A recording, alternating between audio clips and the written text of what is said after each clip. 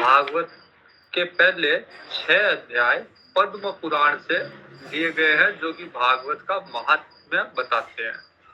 इसमें हमने देखा कि नैमिषारण्य में सूत जी कथा कह रहे, शौनक आदि ऋषियों ने सूत जी से प्रश्न किया कि कोई ऐसा कोई उपाय बताइए जिससे ज्ञान, वैराग्य, भक्ति, विवेक ये जागृत हो और वैष्णव लोग कैसे अपने आप को कम परिश्रम में अत्यधिक शुद्धि कर सके।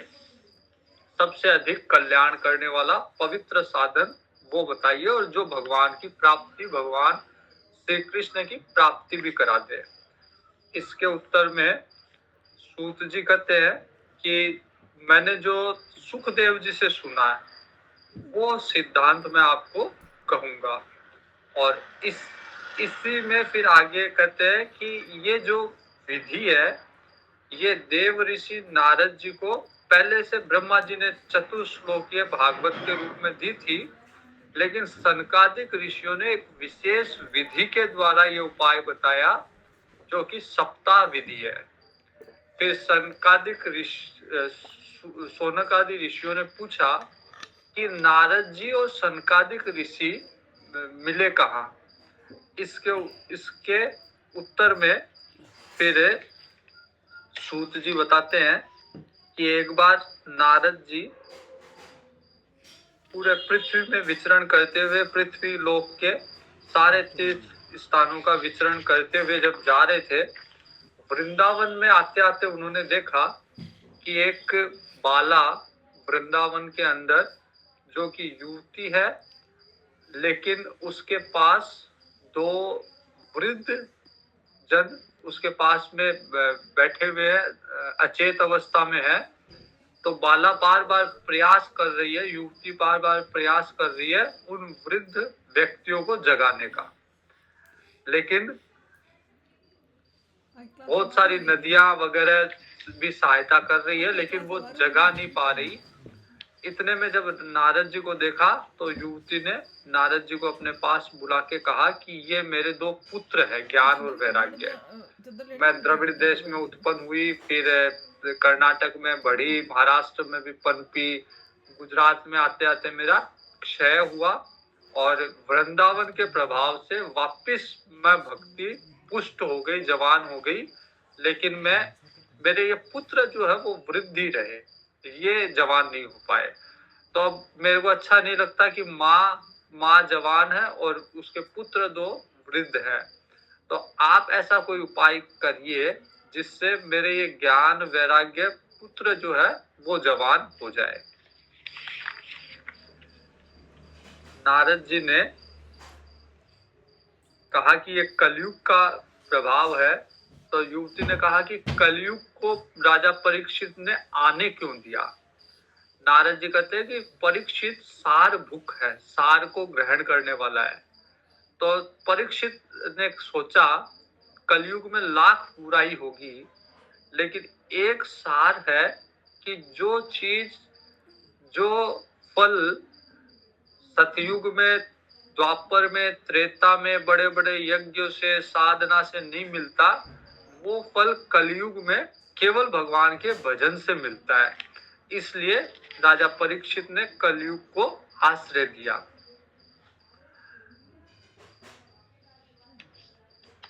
कलयुग के प्रभाव से सब चीजें तो है, लेकिन उनका सार चला गया चीजों में। जैसे तीर्थ है, लेकिन तीर्थों का, क्योंकि तीर्थ में दुष्ट लोग जाके रहने लग गए, इसलिए सार चला गया तीर्थ का। पापी लोग रहने लग गए वहां जाके, विधर्मी लोग तीर्थों में जाके रहने लग गए, इसलिए तीर्थ है लेकिन तीर्थ का सार चला गया। कथा बहुत हो रही है कलिकाल में, लेकिन कथा पैसों के लिए हो रही है, इसलिए कथा का सार चला गया। कथा है लेकिन कथा का सार चला गया। उसी तरह तप है, लेकिन तप कौन कर रहा है? काम क्रोध, जिसके काम क्रोध है, जिसने कभी शास्त्र नहीं पढ़ा, वो तप कर रहा है, इसलिए तप कर रहे हैं, लेकिन तप का सार चला गया। ध्यान है, ध्यान लोग लगाते हैं लेकिन ध्यान का सार चला गया। आज फेसबुक पे एक वो आया था, मैंने शेयर भी किया है। उसमें एक लड़का ध्यान के स्टेप्स दिए हुए थे कि शम दम धारणा ध्यान समाधि। तो वो डायरेक्ट क्या है कि वो जंप कर रहा है समाधि में। वो शुरू के यम नियम की पालना नहीं करके, यम नियम प्राणायाम आसन इनकी पालना नहीं करते हुए डायरेक्ट पैर रख रहा है ध्यान पे। तो जब यम नियम का पालन नहीं होगा, आसन प्राणायाम का पालन नहीं होगा, डायरेक्ट अगर जंप करोगे ध्यान में तो ध्यान कभी लगेगा नहीं। कलयुग में इसी तरह का ध्यान लोग कर रहे लगा रहे। उसका हेडिंग भी कुछ था, मॉडर्न मेडिटेटर। तो जो आज के टाइम में मेडिटेशन चल रहा है कि बिना यम नियम के पालन कराए हुए, बिना आसन सिद्ध किए हुए डायरेक्ट ध्यान में प्रवेश करवाने की का प्रयास करते हैं। तो इसलिए ध्यान तो है लेकिन ध्यान का सार चला गया। उसी तरह से हर वस्तु का सार चला गया। अब नारद जी कहते हैं दूसरा अध्याय, महात्म्य का द्वितीय अध्याय। नारद जी कहते हैं कि आप चिंता मत करो, आपके वृद्ध पुत्र है, इनको चेतन करने का मैं प्रयास करूंगा। वृथा खेदयसे बाले अहो चिंता तुरा कथम, श्री कृष्ण चरणाम्भोजं स्मर दुखम गमिष्यति। नारद जी कहते हैं भगवान श्री कृष्ण के चरण कमलों का चिंतन करो आप, इससे आपके सारे दुख चले जाएंगे। उदाहरण भी देते हैं कि किसके चले गए, तो कहते हैं द्रौपदी के चले गए। द्रौपदी च परित्राता येन कौरव कस्मलात्। जब कौरव अत्याचार कर रहे थे द्रौपदी पे और द्रौपदी ने भगवान श्री कृष्ण को याद किया तो भगवान ने आके द्रौपदी की रक्षा की। पालिता कोप सुंदरिय स कृष्ण वापिनो गतः। और गोप सुंदरी अर्थात गोपियों को भगवान श्री कृष्ण ने सनाथ किया। तो भगवान श्री कृष्ण कहीं गए नहीं है, यहीं पे है, आप उनका स्मरण करो, आपके भी दुख दूर हो जाएंगे। फिर कहते हैं कि आप तो भगवान कृष्ण की प्रिया हो, भक्ति हो, आप तो भगवान को प्राणों से भी प्रिय हो आप, और आपके बुलाने से भगवान नीच से भी नीच व्यक्ति के घर में भी पहुंच जाते हैं। त्वया आहुतस्तु भगवान याति नीच गृहेष्वपि। नीच के घर में भी भगवान अगर कोई भक्ति से बुलाए तो भगवान वहां भी पहुंच जाते हैं। सतयुग, त्रेता और द्वापर में मुक्ति का जो साधन था वो ज्ञान और वैराग्य था, लेकिन कलयुग में केवल भक्ति ही मोक्ष का साधन या ब्रह्म का सायुज्य कराने वाली केवल भक्ति है। जो ये सोचकर भगवान ने भक्ति को रचा कि भगवान की मुक्ति प्रदान करने वाली आप बनोगी और भगवान श्री कृष्ण की एकदम प्रिया और बहुत ही सुंदरी आपको। तो एक बार भक्ति देवी ने भगवान से पूछा कि क्या करूं मैं, तो भगवान ने आज्ञा दी कि मेरे भक्तों का पोषण करो, जो मेरा भक्त है उसका पोषण करो, उसकी रक्षा करो, उसका पोषण करो। तो भगवान की आज्ञा को स्वीकार करके माता भक्ति बहुत प्रसन्न हुई और भगवान के भक्तों का पोषण करने लग गई। भगवान भी प्रसन्न हुए और भगवान ने मुक्ति को भक्ति की दासी बना दिया। भगवान ने आज्ञा दी कि आज से मुक्ति जो है भक्ति की दासी रहेगी। तो भक्ति की माता भक्ति है और दासी के रूप में मुक्ति है और ज्ञान वैराग्य पुत्र है। तो सतयुग, कलयुग, द्वापर में चलता रहा, लेकिन जब कलयुग आया तो मुक्ति ने कहा कि मैं तो अब यहाँ नहीं रह सकती, मैं तो वैकुंठ में भगवान के पास जा रही हूँ। तो माता भक्ति ने भी आज्ञा दे दी कि ठीक है जाओ, लेकिन मैं जब बुलाऊं तब आ जाना। तो सदैव नहीं रहती अब मुक्ति, लेकिन भक्ति से अगर कोई बुलाएगा या भक्ति जब बुलाएगी तो मुक्ति आ जाएगी वैकुंठ से। और माता भक्ति का भी जो मूल स्वरूप है वो वैकुंठ में चला गया, लेकिन छाया के रूप में यहाँ पे पृथ्वी लोक पे माता भक्ति के रूप में विराजमान है। तो तब से मुक्ति, ज्ञान, वैराग्य पृथ्वी पे आई थी और सतयुग द्वापर पर्यंत रही थी, माता आनंद से रही।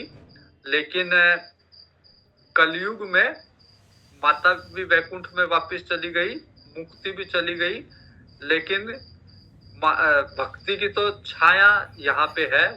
और मुक्ति को अगर बुलाती है, कोई भक्ति से बुलाता है तो मुक्ति आती है। लेकिन कलयुग की अपेक्षा के कारण जो पुत्र थे ज्ञान वैराग्य, अब उनको यहाँ पे कलयुग में कोई पूछ नहीं रहा, इसलिए वो वृद्ध हो गए। तो भगवान नारद जी कहते हैं कि चिंता मत करो देवी, मैं कुछ इनको नव जीवन का इनके उपाय सोचता हूँ, कैसे ये पुष्ट हो, कैसे वापस से जागृत हो। तो नारद जी ने विचार करके देखा और नारद जी ने कहा कि अब मैं एक प्रतिज्ञा करता हूं कि कली के समान कोई युग नहीं है, इस युग में मैं तुमको भक्ति को घर घर पहुंचाऊंगा। सारे धर्मों को दबाकर भक्ति का महोत्सव आगे करके भक्ति का प्रचार प्रसार अगर मैंने नहीं किया, नारद जी की यह प्रतिज्ञा है कि अगर मैंने भक्ति का प्रचार प्रसार नहीं किया तो मैं भगवान का दास नहीं।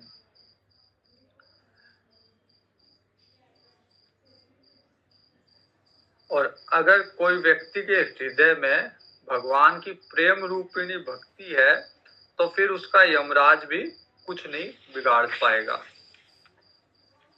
न तपोर्भि न वेदेश्च न ज्ञानेनापि कर्मणा हरिर्हि साध्यते भक्त्या प्रमाणम तत्र गोपिका।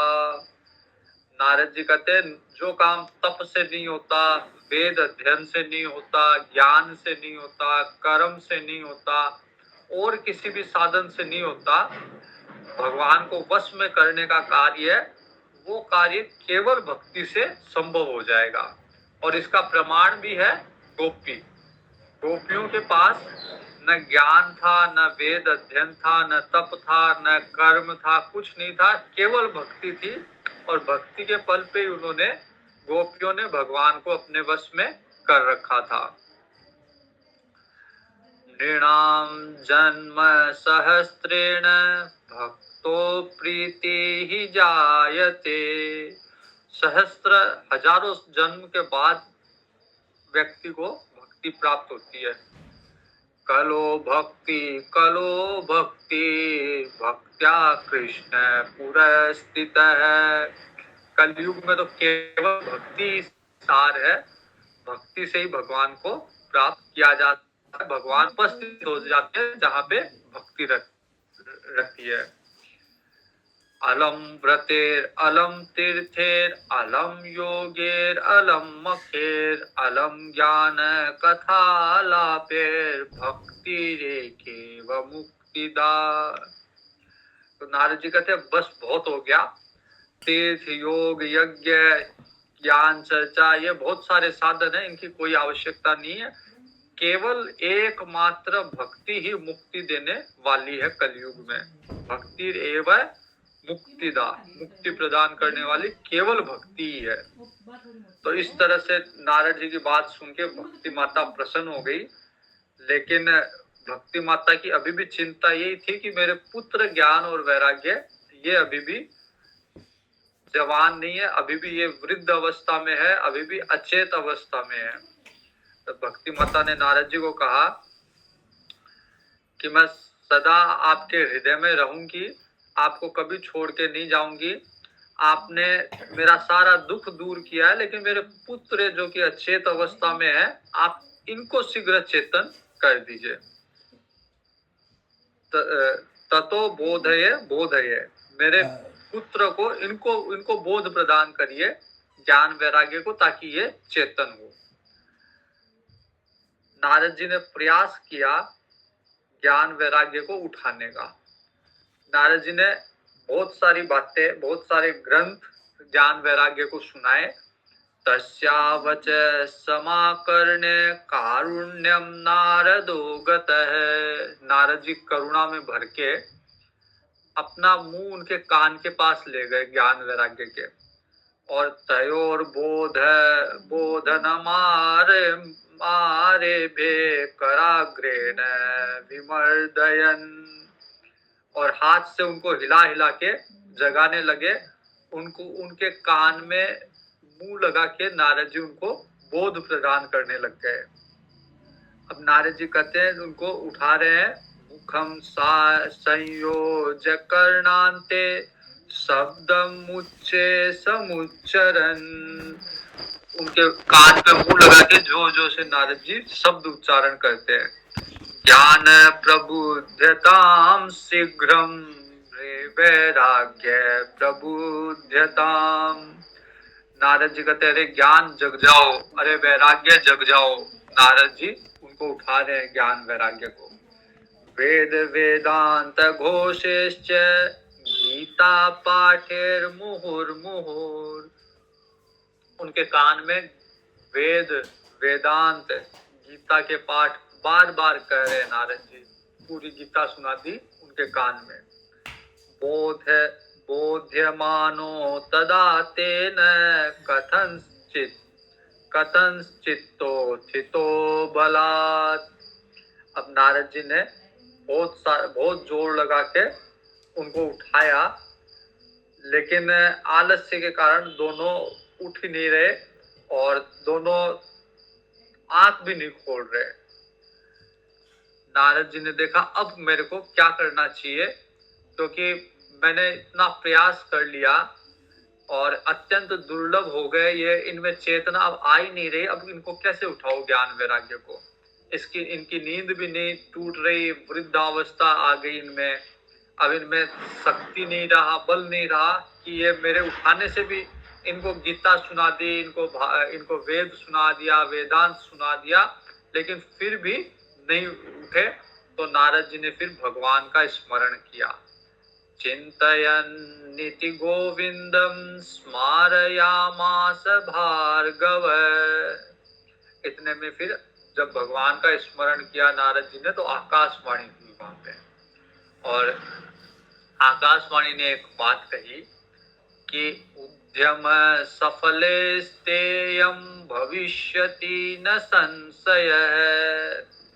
आकाशवाणी में कहा कि आप कोई सत्कर्म करो। नारद जी को कहा कि इनके लिए आप कोई सत्कर्म करो, और इस सत्कर्म से इनका कल्याण होगा, ये जागृत हो जाएंगे, इसमें कोई संशय नहीं है। खेद मत करो, उद्योग करो, उद्योग से निसंदेह सफल होगा, और इसके लिए सत्कर्म करो। लेकिन सत्कर्म क्या करो ये नहीं बताया आकाशवाणी ने। आकाशवाणी केवल इतनी हुई कि सत्कर्म करो, सत्कर्म से इनकी वृद्धावस्था चली जाएगी। अब नारद जी को ये समझ में नहीं आया कि ये सत्कर्म क्या है। आकाशवाणी ने कहा सत्कर्म करो जिससे ज्ञान वैराग्य की वृद्धावस्था चली जाएगी। अब सत्कर्म क्या है, इस गुप्त बात को जानने के लिए नारद जी ने वहां से नारद जी ने प्रस्थान किया, और रास्ते में अब नारद जी जो भी मुनि दिखता, कहीं में भी तीर्थ स्थान में कोई भी ऋषि मुनि दिखता, उनको पूछते तत्र त्वापि संस्थाप्य निर्गतो नारदो मुनिः तीर्थं तीर्थं विनिष्क्रम्य पृच्छन् मार्गे मुनीश्वरान्। तीर्थ तीर्थ में घूम घूम के नारद जी जो भी मुनि मिलते उनसे पूछते हैं, मार्ग में जो भी मुनि मिलते हैं उनको सारा वृत्तांत सुनाते हैं कि कैसे वृंदावन के अंदर भक्ति मिली, भक्ति जवान और उसके दो ज्ञान वैराग्य पुत्र जो है वृद्ध है, उनको जगाने का पूरा प्रयास किया लेकिन वो जागे नहीं। अब उनको कैसे जगाया जाए, कैसे उनको चेतन किया जाए, कैसे उनको वापस जवान किया जाए। वृत्तांत श्रूयते सर्वे किंचित निश्चित्य नोच्यते। तो ये सारा वृत्तांत सुनते ऋषि मुनि, लेकिन निश्चित रूप से कोई नहीं कह पाया कि ये सत्कर्म क्या है। असाध्यम केचन प्रोचुर दुर्ज्ञेयम इति चापरे। कोई बोलता कि बड़ा मुश्किल है इसको पता करना, कोई बोलता कि मुश्किल है, कोई चुप ही रहता, कोई सोचता कि अब समझ में नहीं आ रहा तो वो चुप ही रहता। भूतास्तदान्ये तु कियन्तस्तु पलायिता। और कोई सोचता कि अब क्या बताऊं, उसको समझ में आता, वो चुपचाप वहां से पलायन कर जाता। लेकिन कोई भी नारद जी को पता नहीं रहा कि ये सत्कर्म क्या है। अब नारद जी को नहीं बता रहा, लेकिन आपस में वो कानाफूसी कर रहे हैं कि अब कैसे जगेगा ये ज्ञान वैराग्य, अब कैसे जगेंगे। इनको नारद जी ने पहले ही सारे उपाय कर लिए, इनको गीता सुना दी, वेद सुना दिया, वेदांत सुना दिया, अब कौन सा उपाय शेष रहा है जिनसे ये जगेंगे। वेद वेदांत घोषेश्च गीता पाठेर विबोधितम। वेद वेदांत गीता सब तो सुना दिया। भक्ति ज्ञान विरागाणाम नोदतिष्ठत्रिकम यदा। अब सबके मन में ये है कि इसके ऊपर तो कोई उपाय है ही नहीं। वेद वेद सबसे ऊपर के ग्रंथ है, इनका सार जो है वेदांत है, वेदांत का सार गीता है, सब तो सुना दिए, इनसे जगह जागृत नहीं हुए तो इससे ऊपर कोई उपाय नहीं है। योगिना नारदेनापि स्वयं न ज्ञायते तु यत्। और सबसे बड़ी बात कि नारद जी जैसे योगी, इनको ही नहीं पता तो कौन बताएगा इनको कि क्या सत्कर्म करो। तत्कथम शक्यते वक्तुम इति रेहि मानुषे। जब नारद जी को नहीं पता तो मनुष्य लोक में और कौन बताएगा इनको कि क्या अब क्या सत्कर्म करो। इस प्रकार ऋषि मुनि से पूछते हुए नारद जी, ऋषि मुनियों ने कहा ये दुस्साध्य है। और नारद जी इस तरह से बद्रिक आश्रम में आ गए, बद्रिक वन में आ गए।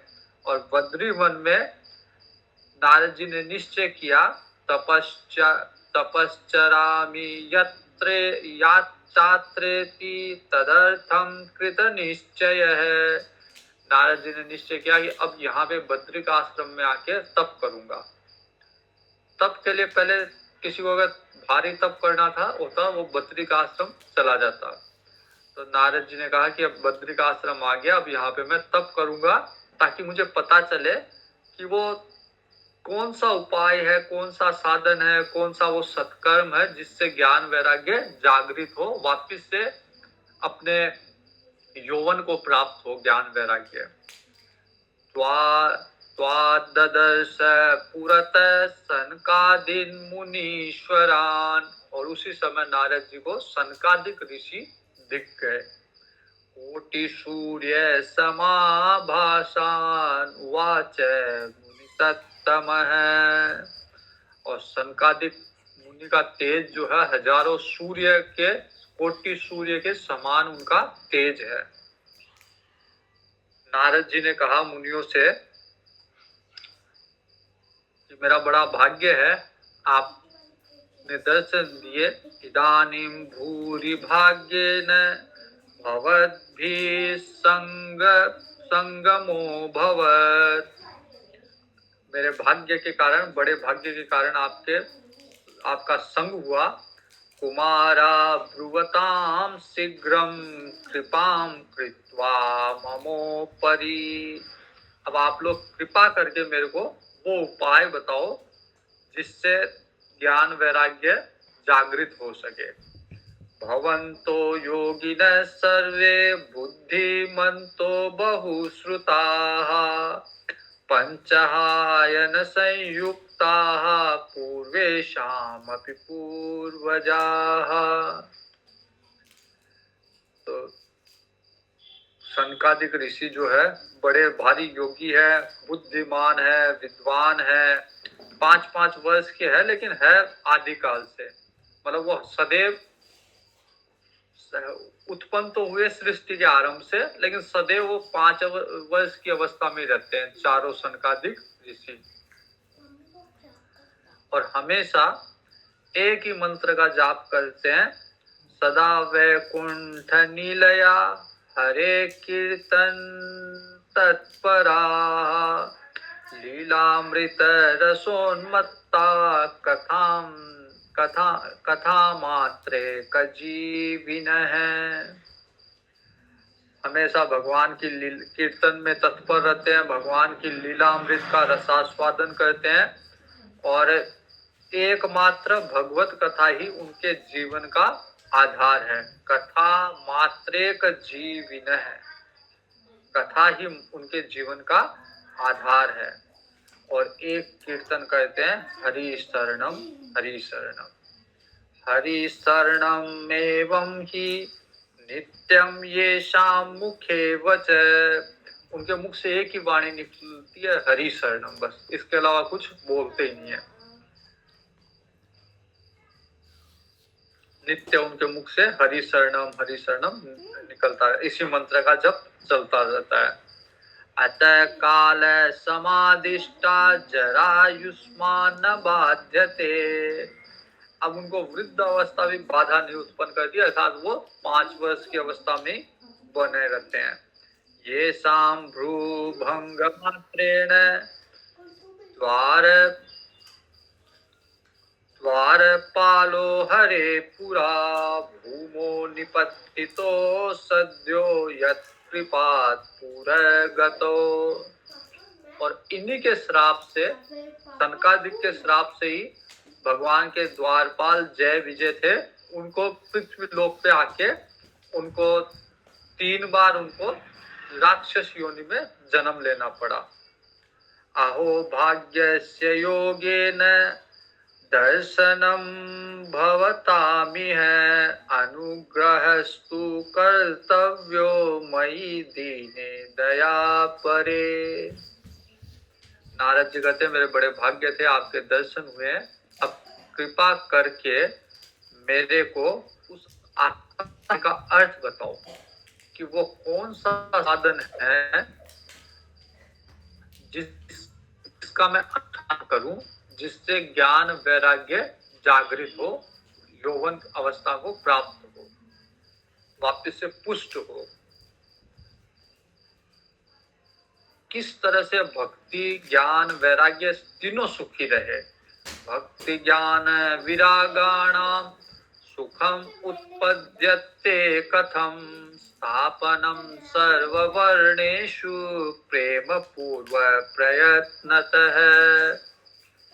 और किस तरह मैं वापस इनको ज्ञान को, भक्ति को, वैराग्य को सभी वर्णों में वापस से प्रतिष्ठित करूं। तो नारद जी का ध्येय है कि ज्ञान भक्ति वैराग्य को सभी वर्णों में जने जने गृहे गृहे, हर जन में हर घर में वापस से भक्ति की स्थापना हो, ज्ञान वैराग्य की स्थापना हो। क्योंकि बिना ज्ञान वैराग्य के भक्ति सुख से नहीं रह सकती, क्योंकि भक्ति के पुत्र है ये ज्ञान वैराग्य। तो जब अगर पुत्र सुखी नहीं तो माता कभी सुखी रह ही नहीं सकती। सनकादिक ऋषि ने कहा, देव ऋषि चिंता मत करो, माँ चिंता कुरु देवर्षे हर्षे चित्ते समावह। मन प्रसन्न रखो, आपको हम उपाय बताएंगे। उपाय सुख साध्योत्र वर्तते पूर्व एव ही। इसका उपाय पहले से ही है। जो आप पूछ रहे हो उसका उपाय पहले से ही है कि कैसे ज्ञान भक्ति वैराग्य तीनों प्रसन्न हो। अहो नारद धन्योसी विरक्तानां शिरोमणि सदा श्री कृष्ण दासानां अग्रगणी योग भास्कर है। सनकादिक कहते हैं कि नारद जी आप धन्य हो, आप विरक्तों के शिरोमणि हो, भगवान कृष्ण के दासों में के पथ प्रदर्शक हो और भक्ति योग के तो आप सूर्य हो। आप जैसे महात्मा अगर कोई उपाय पूछ रहा है तो ये आपके पास भी पहले से ही विद्यमान है। आप भक्ति के लिए उद्योग कर रहे हो, इसमें कोई आश्चर्य की बात नहीं है, क्योंकि भगवान के भक्त के लिए तो भक्ति की सम्यक स्थापना करना सदा उचित है। आपका प्रयास है कि भक्ति को आप स्थापित करो, तो भगवान के भक्त तो सदैव इसी कार्य में लगे हुए रहते हैं। ऋषियों ने बहुत सारे मार्ग प्रकट किए हैं भगवान को प्राप्त करने के लिए। ऋषिर्भिर्बहवो लोके पंथान प्रगटीकृताः श्रम साध्यश्च ते सर्वे प्राय स्वर्ग फल प्रदाः। लेकिन ये सारे के सारे मार्ग जो है श्रम साध्य है, इनमें मेहनत बहुत है। ऋषियों ने अपने तप के बल पे, अपनी साधना के बल पे बहुत सारे मार्ग प्रकट तो कर दिए, लेकिन इनमें परिश्रम बहुत है। और दूसरा ये है, दिक्कत ये है कि स्वर्ग फल प्रदाह, ये अधिकतर मार्ग जो है स्वर्ग तक ले जाके छोड़ देते हैं और व्यक्ति फिर स्वर्ग में भोगों में लिप्त हो जाता है, उसके आगे वो जा ही नहीं पाता और पुण्य छीणे नीचे वापिस आ जाता है। जब पुण्य उसका छीण हो जाता है तो वापिस पृथ्वी लोक पे वो आ जाता है, तो वापिस जहां था वहीं पे पहुंच जाता है। तो प्रयास भी बहुत करता है लेकिन उसका फल भी नहीं मिलता। फल इतना ही ले पाता है कि कुछ दिन जाके स्वर्ग में भोग भोगता है और क्षीण पुण्य विश्रांति वापिस से नीचे आ जाता है, पृथ्वी लोक पे आ जाता है। वैकुंठ साधक पंथा न तु गोप्यो हि वर्तते तस्योपदेष्टा पुरुष प्रायो भाग्ये न लभ्यते। जो वैकुंठ मार्ग में जाने वाला रास्ता है, वैकुंठ की तरफ जाने वाला मार्ग है, वो गुप्त है। वो किसी को उसका उपदेश करने वाला पुरुष भाग्य से ही मिलता है, वरना जो भी उपदेश कर रहे हैं वो ज्यादा से ज्यादा स्वर्ग लोक तक का मार्ग बता रहे हैं। और लेकिन जो वास्तव में वैकुंठ लोक तक जाएगा वो रास्ता किसी बिरला व्यक्ति को ही पता है और बिरला व्यक्ति उसका उपदेश करता है। इसलिए भगवान की प्राप्ति का जो रास्ता है वो गुप्त है। लेकिन आपकी जो आकाशवाणी ने संकेत दिया कि सत्कर्म करो, तो आप प्रसन्नचित होकर सुनो कि वो सत्कर्म क्या है। द्रव्य यज्ञास्तपो यज्ञा योग यज्ञास्तथा परे स्वाध्याय ज्ञान यज्ञाश्च ते तु कर्म विसूचकाः। जितने भी यज्ञ है, द्रव्य यज्ञ, तपो यज्ञ, योग यज्ञ, स्वाध्याय का ज्ञान यज्ञ, ये सब स्वर्ग की प्राप्ति कराने वाले कर्म की ओर संकेत करते हैं।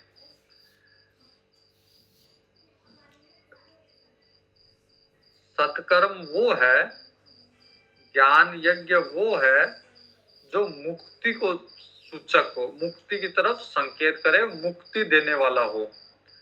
तो वो जो मुक्ति देने वाला कर्म है वो है श्रीमद् भागवत का पारायण। तो मुक्ति का साधन भागवत का पारायण है, जिसका गान सुखदेव जी महामुनि ने किया था। श्रीमद् भागवतालाप स तु गीत सुखादिभिः भक्ति ज्ञान विरागाणाम तद्घोषेण बलम महत्। और इसी से ज्ञान भक्ति वैराग्य को बड़ा बल मिलेगा। तो जो भक्ति के पास में ज्ञान वैराग्य अचेत अवस्था में है, निर्बल में है, तब उनको भागवत का पारायण कराया जाएगा। इस भागवत के पारायण से ही उनमें बल का पुनः संचार होगा। तो नारद जी जो जानना चाह रहे थे कि वो सत्कर्म क्या है, सनकादिक ऋषियों ने बताया कि वो सत्कर्म श्रीमद् भागवत का पारायण है। इसके पारायण से भक्ति तो पुष्ट है ही, ज्ञान और वैराग्य में वापिस से बल का संचार होगा। प्रलयम, ज्ञान वैराग्य के सारे कष्ट मिल जाएंगे और भक्ति को भी इससे आनंद प्राप्त होगा। जैसे सिंह की गर्जना सुन के भेड़िया भाग जाता है, वैसे ही भागवत का पारायण की ध्वनि सुन के और कलयुग के सारे दोष भाग जाते हैं।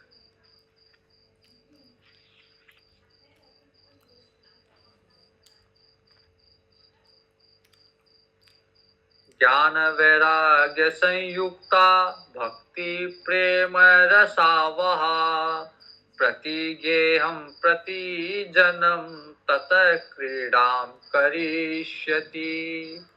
तो जब कलयुग के दोष भाग जाएंगे भागवत का पारायण सुन के, तो फिर ज्ञान भक्ति वैराग्य ये हर घर में हर व्यक्ति के हृदय में विराजमान होंगे, क्रीड़ा करेंगे।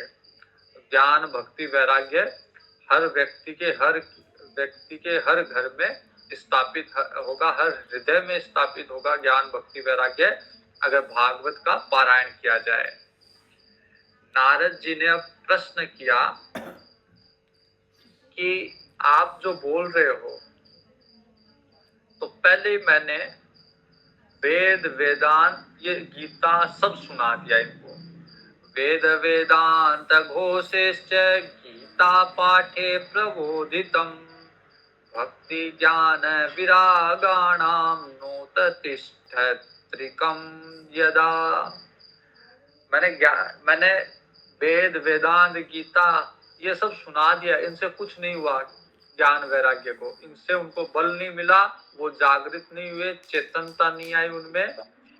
श्रीमद् भागवतालाप तत्कर्थम बोधमेष्यति तत्कथासु वेदार्थ श्लोके श्लोके पदे पदे। अब नारद जी कहते हैं कि मैंने पहले से इनको वेद सुना दिए, पहले से मैंने इनको वेदांत सुना दिया, गीता सुना दी। अब आप जो कह रहे हो कि श्रीमद् भागवत सुनाओ, तो भागवत तो वेद वेदांत का ही तो सार है।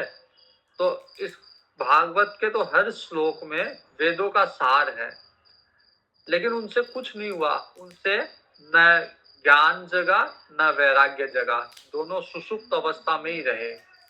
तो कैसे मैं ये मान लूं कि भागवत से ज्ञान और वैराग्य जग जाएंगे? सनकादिक ऋषि बोलते हैं कि नारद जी आप सत्य कह रहे हो कि भागवत के हर श्लोक में वेद वेदांत का सार है। वेदोपनिषदाम सारात् जाता भागवती कथा अत्युत्तमा ततो भाति पृथक भूता फलाकृति।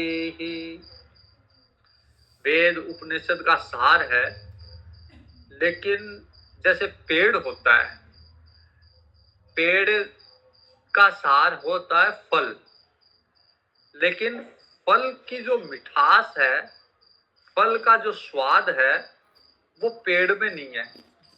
पेड़ के तने में, पेड़ की जड़ों में, पेड़ की शाखा में, पेड़ की पत्तियों में अगर हम वही स्वाद ढूंढेंगे जो फल में है, जैसे आम का फल है, आम के फल में जो स्वाद है वो आम की पत्ती में नहीं है, आम के पेड़ के जड़ में नहीं है, आम के पेड़ के तने में नहीं है तो उसी का फल।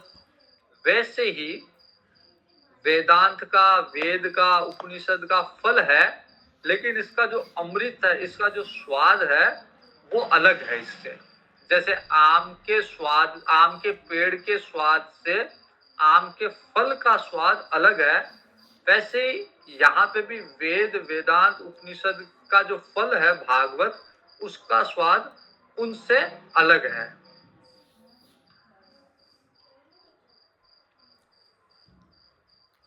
तो जैसे पेड़ से अलग जो फल हुआ वो अब सबको प्रिय है, वैसे भागवत वेदांत का सार है, लेकिन सार को अलग निकाल लिया तो वो अब सबको प्रिय है। जैसे घी है, घी निकलता किससे है?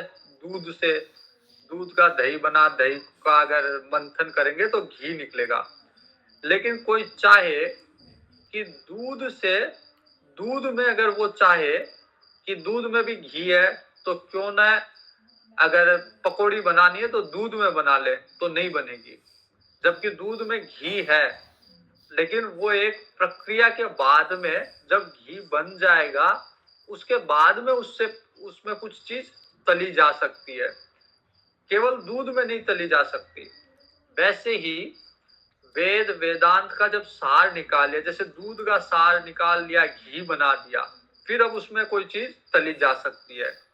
वैसे ही वेद, वेदांत का सार निकाल दिया, भागवत बना दी, अब भागवत से ज्ञान वैराग्य पुष्ट हो सकते हैं। इसलिए आपने जो वेद सुनाया, आपने जो वेदांत सुनाया, उनका असर ज्ञान वैराग्य में नहीं हुआ, लेकिन भागवत का असर होगा। एक और उदाहरण दिया कि जैसे ईख होता है, जैसे गन्ना होता है, गन्ने का और खांड, जो शक्कर निकलती है गन्ने से, उसका उसका जो खांड का स्वाद है वो गन्ने में नहीं होता। गन्ने का अलग स्वाद है, लेकिन शक्कर का अलग स्वाद है। तो निकलती उसी से, गन्ने से है, उसी का जूस है, उसी का रस है। तो वैसे ही वेद, वेदांत का रस होते हुए भी उसका अलग मिठास है, अलग उसका स्वाद। और ये जो हमने बताया है आपको, भागवत का हमने आपको सत्कर्म बताया है, ये आप पहले से आप जानते हो, पहले से ही ब्रह्मा जी ने आपको दिया था, और आपने इनको, वेद व्यास जी को चतुश्लोकीय भागवत आपने ही दी थी। वेदांत वेद सुस्नाते गीताया अपि कर्तरी परितापवती व्यासे मुह्यते ज्ञान सागरे। आपने जो वेद, वेदांत में पारगामी और गीता की रचना करने वाले वेद व्यास जी है, जब वो खिन्न अवस्था में थे, उनको कुछ अच्छा नहीं लग रहा था, इतनी रचना करने के बाद में भी सारे वेद लिखे, वेदों का विभाग किया, पुराण लिखे, महाभारत लिखी, फिर भी उनको प्रसन्नता नहीं हो रही थी। तो आपने ही उनको चतुर्श्लोकीय भागवत दी थी और कहा था इसका विपुलीकरण करो, इसका विस्तार करो। तो भगवान की जो कथा है, भगवान की लीला, भगवान के अवतार की कथा, भगवान के भक्तों की कथा, भगवान की लीला की कथा, उसका विस्तार वेद व्यास जी ने उन्हीं 4 श्लोकों से किया जो आपने वेद व्यास जी को दिए थे।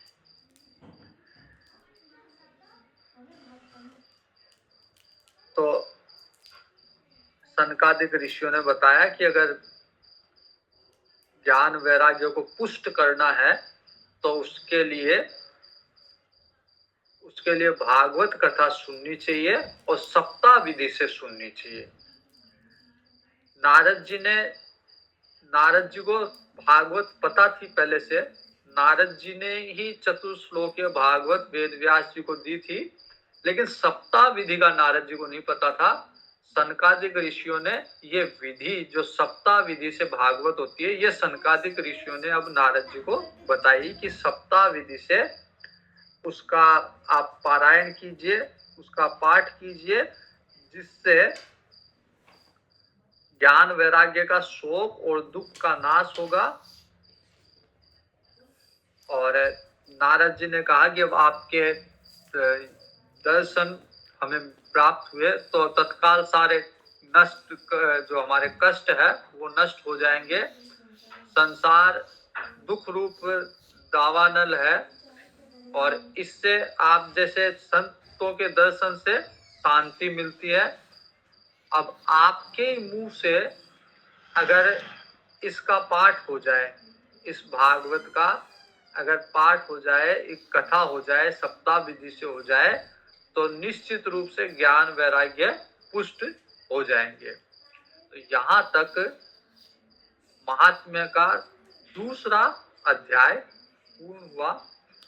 तीसरा अध्याय है जिसमें भक्ति के सारे कष्ट निवृत्त होंगे, ज्ञान वैराग्य पुष्ट होंगे। सनकादिक ऋषि नारद जी के निमंत्रण पर आनंद वन में हरिद्वार में आके सप्ताह विधि से भागवत का पारायण करेंगे, पाठ करेंगे, कथा करेंगे, और जिसमें भक्ति के साथ ज्ञान वैराग्य आएंगे और उनके सारे कष्टों का निवारण होगा। वो वापस से पुष्ट होंगे, उनमें बल का संचार होगा ज्ञान वैराग्य में, और फिर माता भक्ति के साथ तीनों आनंद से रहेंगे। ये हम कल देखेंगे। ओम पूर्णमद पूर्णमिदं पूर्णात् पूर्णमुदच्यते पूर्णस्य पूर्णमादाय पूर्णमेवावशिष्यते। ओम शांति शांति शांति।